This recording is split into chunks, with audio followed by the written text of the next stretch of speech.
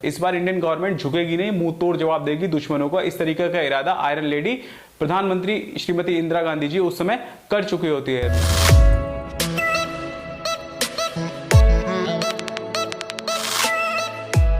Covid के बाद सबसे बड़ी फिल्म सिनेमा हॉल को हिट करती है, नाम है बेल बॉटम। इसका फिल्म के साथ रिलेवेंस बस इतना ही है कि इस नाम का एक एजेंट फिल्म में काम करता हुआ दिखाई देगा। अक्षय कुमार जैसे सुसज्जित देशभक्त स्टार कलाकार जो इसमें लीड भूमिका निभा रहे हैं, जिस तरीके की वो लगातार फिल्में करते हुए चले आ रहे हैं, उसमें बस एक फिल्म और ऐड कर दीजिए। एयरलिफ्ट पार्ट 2 भी इस फिल्म को कहा जा सकता है। सारे क्रिटिक, चाहे वो समाचार पत्रों के हों या फिर न्यूज चैनलों के, फिल्म को 3.53 के आसपास की रेटिंग देते हुए नजर आते हैं। 123 मिनट लंबाई की फिल्म में क्रेडिट्स को भी शामिल किया जाएगा।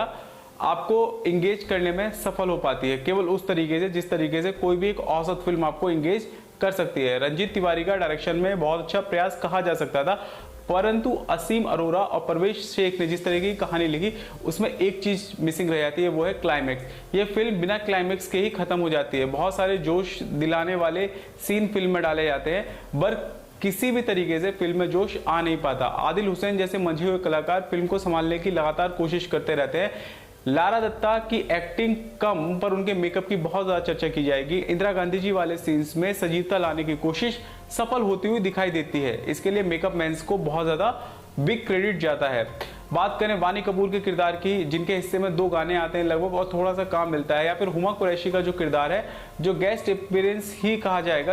वैसे वो गेस्ट अपीयरेंस है, बट जितने ज्यादा प्रमोशंस में वो गई हैं अलग अलग शोज में, उसको देखकर ऐसा लगता है कि फिल्म में उनका कोई बहुत बड़ा रोल होगा, पर फिल्म में उनका कोई खास बड़ा रोल निकल कर आता नहीं है। सबसे ज्यादा हाईलाइट जो किरदार मोंटी का दिखाई देता है अक्षय कुमार के अलावा, जिसको नकुल भल्ला प्ले कर रहे हैं, वो वास्तव में एक सजीव आतंकवादी का किरदार प्ले करने में सफल हो पाते हैं। फिल्म की कहानी IC-814 या उस दौरान जितने भी प्लेन हाईजैक हुए थे उनके जैसी सिमिलर कहानी है। दिल्ली से टेक ऑफ होने के बाद प्लेन अमृतसर लैंड होता है, उसके बाद लाहौर से वो दुबई पहुंच जाता है। पर इस बार भारतीय सरकार घुटनों पर बैठने को तैयार नहीं है, क्योंकि उनके पास एक ऐसा एजेंट है जिसकी पर्सनल कहानी इस तरीके के एक प्लेन हाईजैक से जुड़ी हुई है। उसके लिए देश का काम कम, अपना पर्सनल काम ज्यादा है। इस बार इंडियन गवर्नमेंट झुकेगी नहीं, मुंह तोड़ जवाब देगी दुश्मनों को। इस तरीके का इरादा आयरन लेडी प्रधानमंत्री श्रीमती इंदिरा गांधी जी उस समय कर चुकी होती है। रामनाथ को बहुत ही साइलेंट तरीके से एक कोने में बैठे रहते हैं, परंतु अपनी प्रेजेंस दर्ज करवाते रहते हैं। अक्षय कुमार 9 महीने के अंदर 3 फिल्में खत्म कर देते हैं,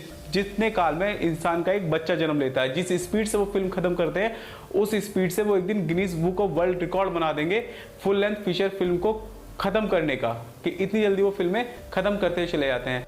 भाई साहब कुछ ज्यादा नहीं हो गया ये? मतलब कुछ भी। फिल्म एक अच्छी डिश के समान दिखाई देती है, जिसमें रंग भी है, रूप भी है, खुशबू भी अच्छी आ रही है, बट टेस्ट उसका मिसिंग है। अक्षय कुमार की एक्टिंग वैसी ही है जैसी उनकी बाकी फिल्मों में रहती है। राजीव रॉय सिनेमेटोग्राफी वाले अपने कॉलम में चेक टिक बॉक्स पॉजिटिव लगवाने में सफल हो पाते हैं। इसके अलावा चंदन अरोरा का जो एडिटिंग वाला काम है, वहां पे कोई पैच वर्क नहीं दिखता। फिल्म के सीक्वेंस और सीन्स एक दूसरे से जुड़े हुए हैं। फिल्म 2 पीरियड में चलती है, एक प्रेजेंट डे है और उसके बार बार वो वापस आगे पीछे होती रहती है। फिल्म में कलाकारों के अच्छे अभिनय के अलावा और डायरेक्शन जो ठीक ठाक है, उसके अलावा जो सबसे जोरदार आपको चीज दिखाई देती है वो है फिल्म का संगीत। फिल्म का संगीत बहुत ही ज्यादा रिलेवेंट है और वो अच्छे सीन्स के साथ बहुत ही अच्छा मालूम कानों को सुनाई देता है, कि जहाँ पे पेस है फिल्म में वो बहुत ही बेहतरीन तरीके से आपको एंटरटेन करने में सफल हो जाता है। जो फिल्म की सबसे बड़ी हाईलाइट हो सकती है, किस तरीके से टेररिस्ट को, जो आज़ादी ग्रुप के टेररिस्ट है, उनको न्यूट्रलाइज किया जाए। वहां पे बहुत ही ज्यादा बेकार और बोगस किस्म के इंसिडेंट का इस्तेमाल किया गया है, वो है वेदर रिपोर्ट। और इतना बड़ा तूफान लाया जाता है कि इंसान के आसपास की चीजें भी देखना संभव नहीं हो पाता, और वहीं पे ओवर पावर कर लिया जाता है उन सारे टेररिस्टों को। ये जो बात थी, ये मैच्योर ऑडियंस के नाते हजम करनी थोड़ी सी मुश्किल साबित होती है। इसीलिए दर्शक जो अपनी सांसें बांध कर बैठे थे इंटरवल के बाद बहुत बड़ा एक्शन देखने के लिए, उनको थोड़ी सी निराशा होती है। बाकी जितने भी कलाकार थे अक्षय कुमार के अलावा, चाहे वो लारा दत्ता हो, वानी कपूर हो, हुमा कुरैशी हो, आदिल हुसैन हो, या फिर अनिरुद्ध दवे, या फिर जैन खान दुर्रानी, इन सब ने अपने हिस्से में अच्छा काम किया है। पहले पार्ट में आपको डॉली आलूवालिया का काम भी बहुत ही बेहतरीन जान पड़ेगा। डेंजल स्मिथ जो केएन राव की भूमिका में है, जो बहुत ज्यादा चर्चित नाम रहे हैं इंडियन जासूसी में या फिर रॉ को बनाने में, वो किरदार साइलेंटली कोने में बैठा रहता है। इसके अलावा दिल्ली और उसके आसपास के एरिया को अच्छे से दिखाया गया है।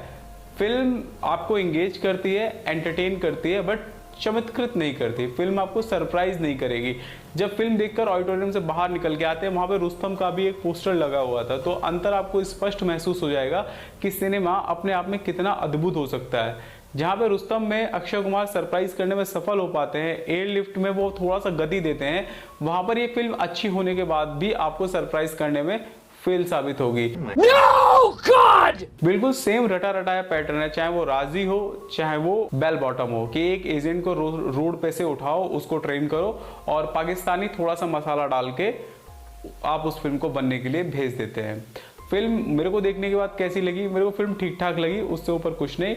आप अपना जो भी राय रही हो फिल्म को लेकर वो कमेंट बॉक्स में लिख सकते हैं। पैसा लगाया था फिल्म में जैकी भगनानी, मतलब पूजा भगनानी और जैकी भगनानी जो फैमिली है उन सब ने, तो शायद उनको इसका अच्छा खासा रिटर्न मिल जाएगा।